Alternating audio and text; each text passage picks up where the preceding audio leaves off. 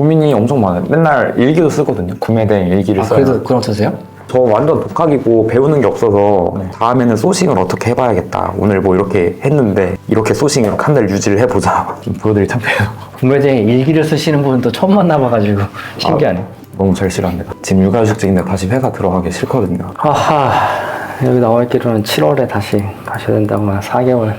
원래 화학공장에 다녔는데 잘 안 되면은 일단 가정을 나몰라라 할 수는 없으니까 중소기업 들어가서 또 다시 나올 계획을 하면서 이제 회사를 다니겠다. 퇴사를 꿈꾸시는 거잖아요. 네, 맞습니다. 언제쯤 퇴사를 하고 싶으세요? 당장 내일이라도.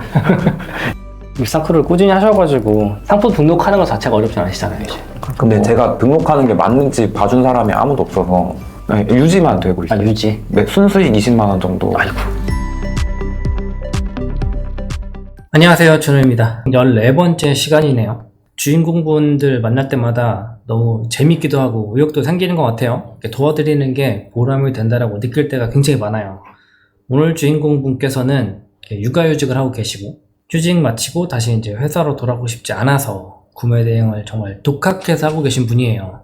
독학해서 하는 거라는 게 되게 쉽지가 않아요. 시간도 오래 걸리고 얘기할 사람도 없고 물어볼 사람도 없고 여러 가지 힘든 점들이 있잖아요. 그래서 이제 저희 카페에서 진행하는 일상크루라는 프로그램에 참여를 하셨대요. 일상크루는 일주일 동안의 그 목표를 세우고 실행하고 주말에 같이 모여가지고 점검도 하고 뭐 차주 목표도 세우고 이런 걸 이제 하면서 으쌰으쌰해서 같이 한번 잘 해보자는 그런 취지의 프로그램이거든요. 원하시는 분들이 있다라고 하면 카페 가서 한번 참고해 보세요.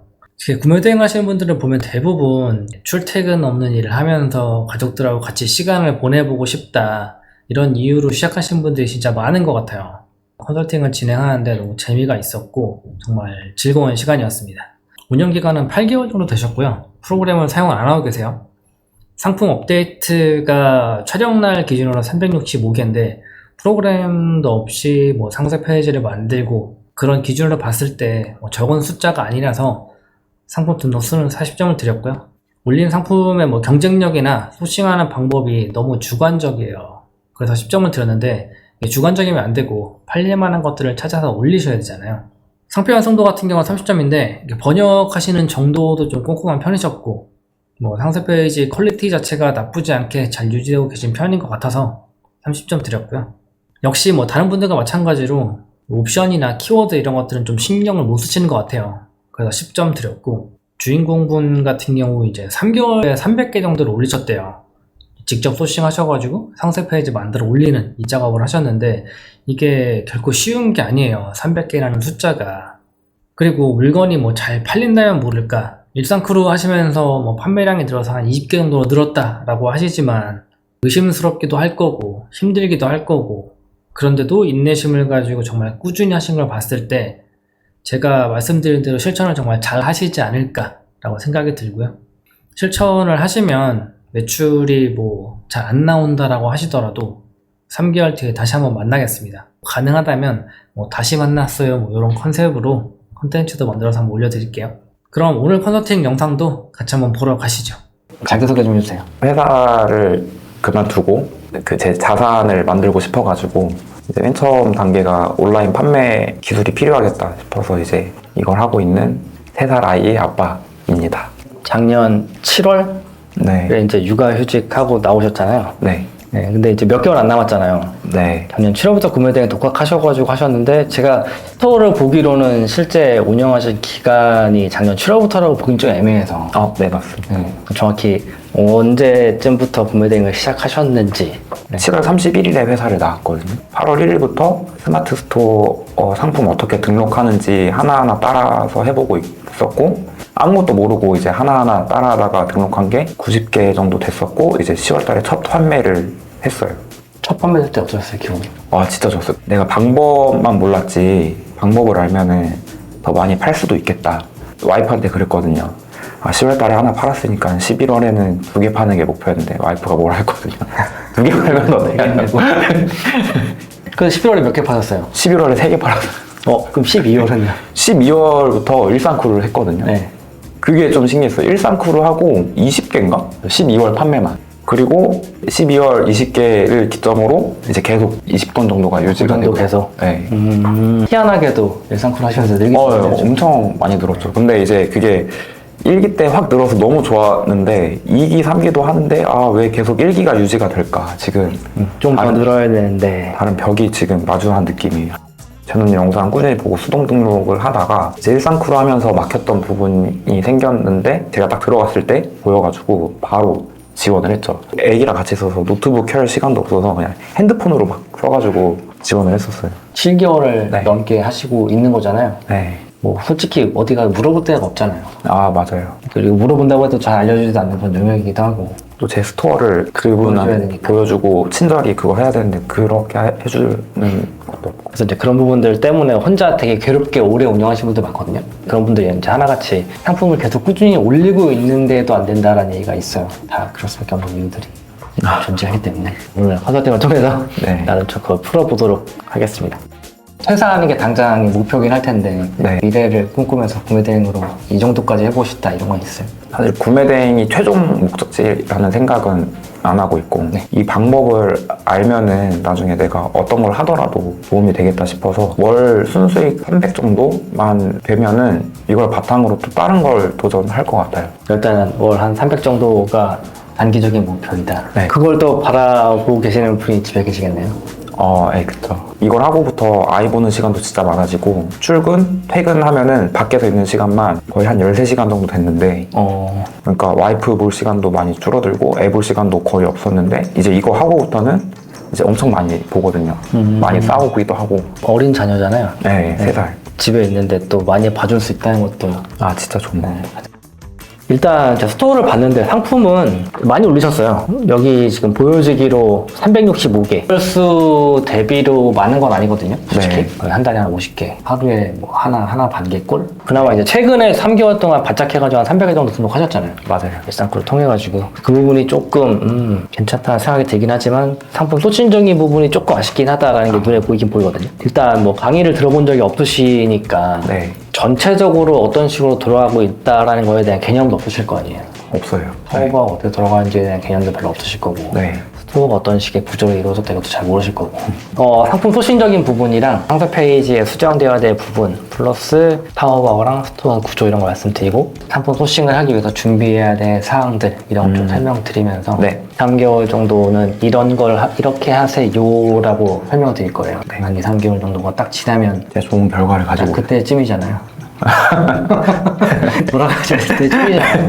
근데 그때까지 한다고 해서 드라마틱하게 막 어마어마하게 팔린다거나 이럴 수는 없을 거예요. 어쨌든 지금보단 잘 팔릴 거라는 건 확신하거든요. 그 정도만 돼도. 한 달에 지금 20만 원 벌고 계신다라고 하면 네. 뭐 한 3개월 뒤에는 그래도 한 최소한 5배 되지 않을까. 그 정도만 돼도 만족하게. 150, 200 사이는 벌었으면 좋겠다. 너무 좋아요, 지금. 올해 안에는 목표를 이루고 퇴사했으면 좋겠다 라는 방향으로 설명을 좀 드려볼게요. 상세 페이지 만드는데 시간 너무 오래 걸린다. 포토샵으로 하고 계시는데 1시간가량 소요. 최근에 올려주신 영상 그대로 따라 해본 적이 있거든요. 제가 한 30분 정도 걸린다고 했던 그 내용까지 일일이 다 적어놓고 하는데 이 시간을 재봤는데 50 몇 분이 찍혔거든요.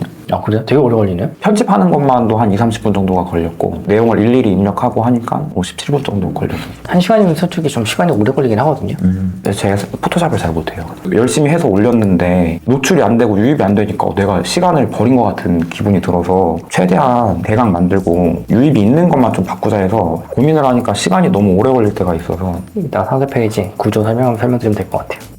소싱 방법이 잘 되고 상위 노출 방법도 잘 알고 있으면 매일 5개씩 꾸준히 등록하면 언젠가 유입자가 늘 것 같긴 한데 계속 잘못된 방법으로 성실히 일만 하는 것 같아서 걱정입니다. 오셨으니까 네, 5번을 해결하고 가야죠.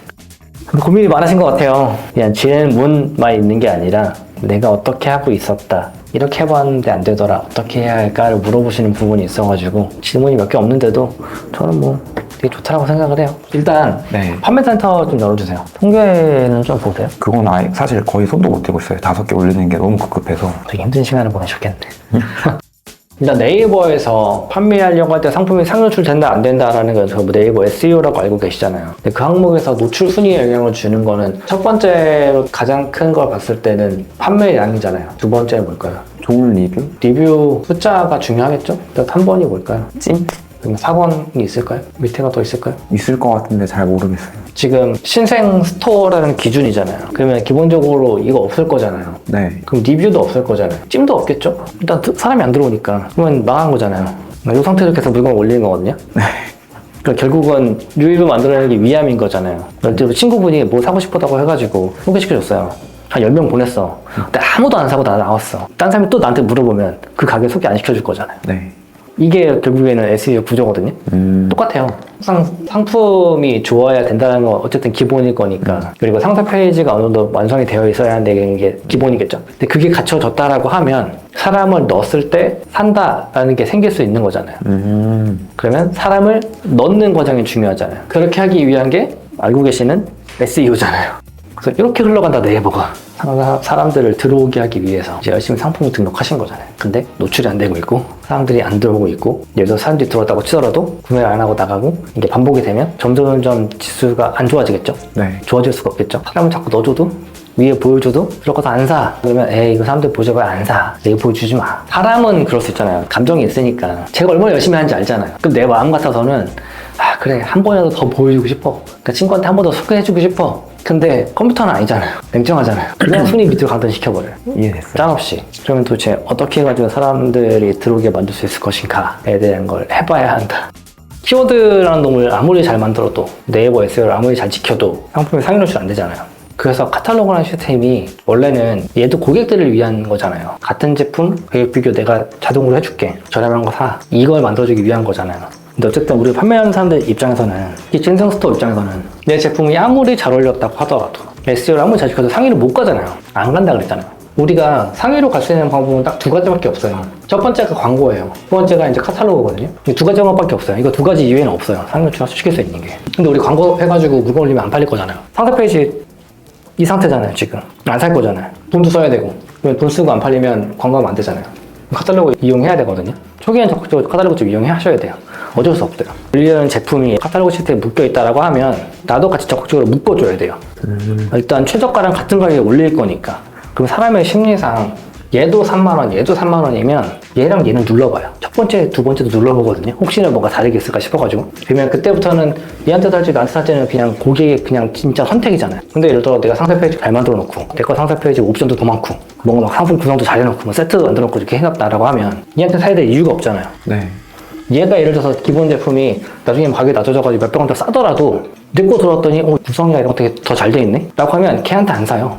이러면 가격을 낮추지 않아도 팔 수 있어요. 단순히 가격적으로 내가 싸워가지고 이겨서 팔아야지라고 생각하는 게 정말 가장 안타까운 거죠. 바보 같은 거죠. 그러면 결국에는 마진이 줄어든다는 얘기인 거잖아요. 가격을 낮추면. 초기에는 카탈로그 복구 시대 그래도 최저가 되어 있는 거랑 같은 가격에 올리자.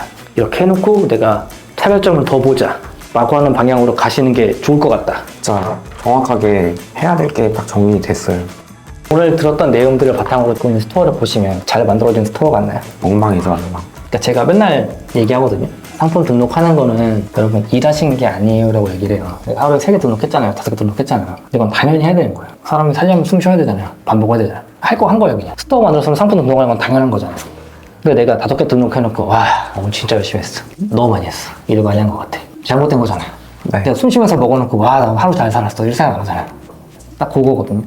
지금까지 물론 열심히 하긴 하셨지만 조금 다른 쪽을 생각하셔야 된다 이제는.